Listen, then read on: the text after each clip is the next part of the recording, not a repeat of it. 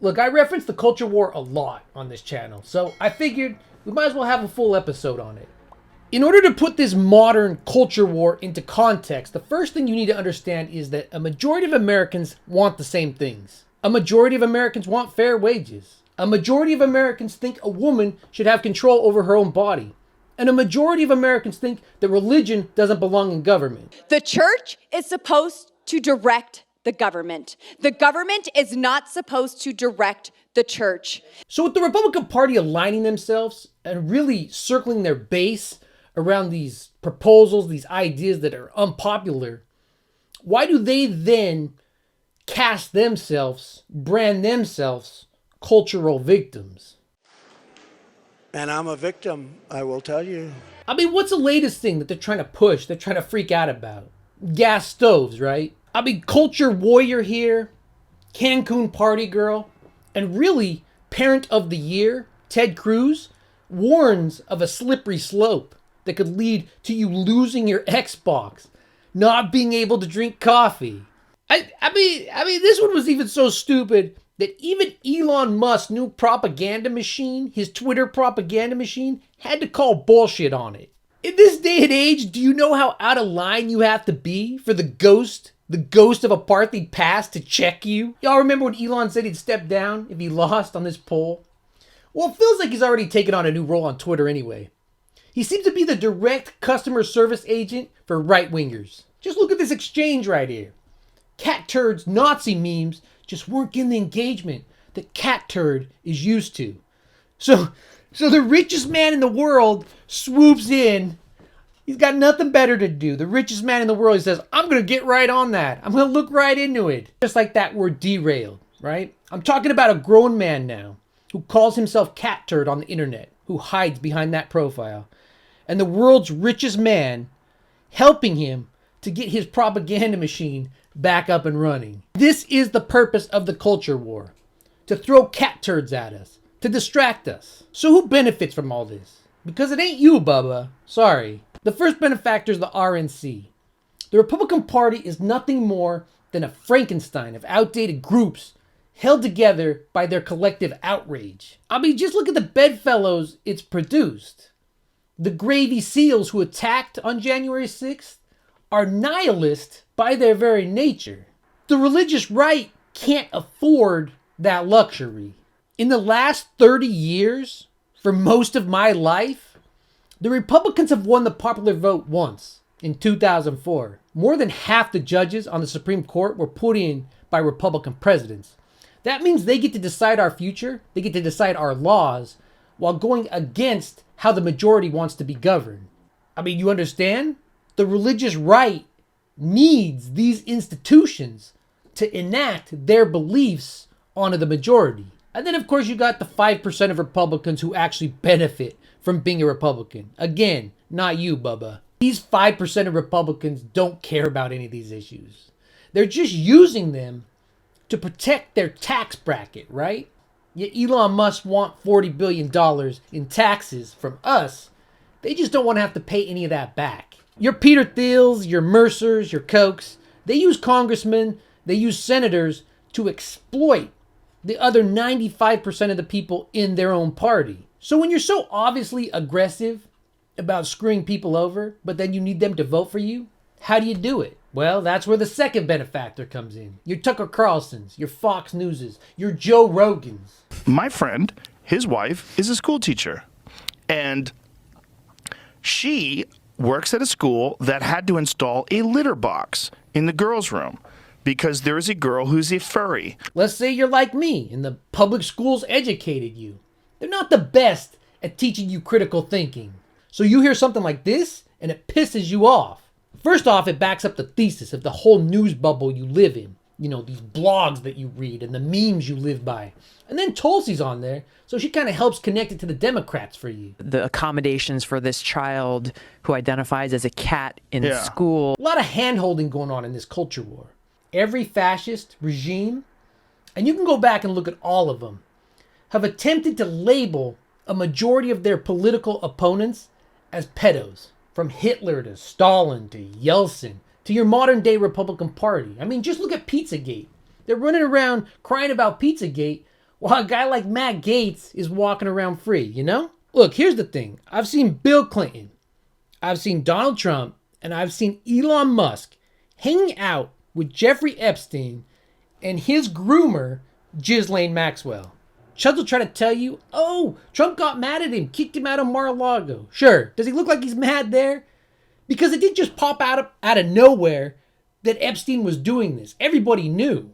Now here's a list of people I've never seen in a picture with Jeffrey Epstein or Ghislaine. Barack Obama, Joe Biden.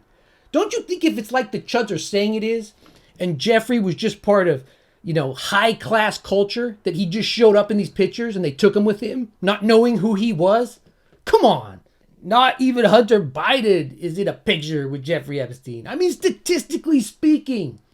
You want to talk about running in the same circles? Statistically speaking, there should be at least one picture with Hunter Biden and Epstein, but there's not.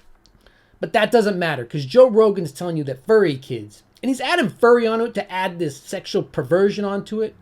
He's telling you that furry kids get to use litter boxes in school. Critical thinking. My friend, his wife. So let's say I'm a 9-to-5er, right? I'm sitting in traffic listening to this, and I have kids in school. What happens? I'm no longer mad at the gas companies that they took in $100 billion this year, why I paid $6 at the pump. You're no longer mad that if your daughter somehow makes it out of school without being shot, she'll live with less rights than women 30 years ago. She'll live in a society where she won't have autonomy over her own body and have to be forced to give birth. You're no longer mad about the biggest gap between the super rich and the super poor in the history of this country. You're no longer mad because Tulsi is on Joe Rogan and they're talking about kids shitting in litter boxes. Critical thinking. Accommodations for this child. Litter boxes, gas stoves, which bathrooms people can use. I don't know, Tucker Carlson, the vagina in the sky he was covering. That's what you're mad about now. So in steps Mr. Harvard, Mr. Yale, but definitely not an elitist. Definitely a man of the people. And he starts to see a path to the presidency. We just added, because I think it needs to be done, no tax permanently on gas stoves. They want your gas stove, and we're not going to let that happen. And why is he doing it? Quick, name one bill the Republicans have passed that didn't somehow directly benefit the top 1% of this country. Go ahead. We'll wait here. Here, I'll help you out. The Patriot Act. And that was popular, right? Everybody loved that. DeSantis is literally banning books in Florida. He's asking that teenagers turn over their menstrual cycles. I don't know, maybe so he can share them with Matt Gaetz. And he's using federal dollars to human traffic immigrants to other states. And then turning around and begging for more tax dollars, for more of our federal dollars when a hurricane hits his state. Because he doesn't care. He's running for president. He's not staying in Florida. Everything he's doing is to impress this MAGA base. It has nothing to do with the people in that state. It's a culture war. And then on top of that, the Republicans want to abolish the IRS. While DeSantis is begging for more federal dollars, they want to get rid of the way we get the federal dollars. You understand? It's not sustainable. It's just to keep you outraged. Now, is DeSantis a fascist in his heart? I don't know. I really don't care. But I do know he's smart enough, Mr. Harvard, Mr. Yale, to know that the people he needs to win over, the base of the Republican Party, are fascists. The second benefactor, right-wing media, is a billion-dollar industry. What do you think this is going to be? Prime time. They're all upset that Fox isn't covering it live. We actually do something called, cater to our audience. The moment they made news on television, catered to the audience, it was all over. The news just became another victim of capitalism, another commodity used to sell more bullshit. So why is there no recourse? There's not even any FCC fines to literally spread propaganda to millions of people every night. Easily disproven propaganda. Like everything that sucks. It's because of this geezer right here. He repealed the fairness doctrine. So his buddy Roger Ailes could go start Fox News and wouldn't have to be held accountable for the things they were reporting. I mean, we all snicker, we all laugh when Fox News lawyers in court, as a defense, say that no rational person would ever take Tucker Carlson serious. But it's just not that funny when you realize who makes up the the Republican Party. The Democrats stripped you of your community assignments after you were Right. elected. That was raw politics. But in fairness, didn't you also say around that period that you had been a follower of QAnon conspiracy theories and you had rethought this and you were no longer influenced by the group? Well, like a lot of people today, I had easily gotten sucked into some things I'd seen on the internet. That right there should be the tagline for the entire Republican Party. I was sucked into some things that I believed on the internet. I don't know, maybe I'll see if I can fit it on a red hat. Stick it on there. Right-wing media. No, that's not the right word.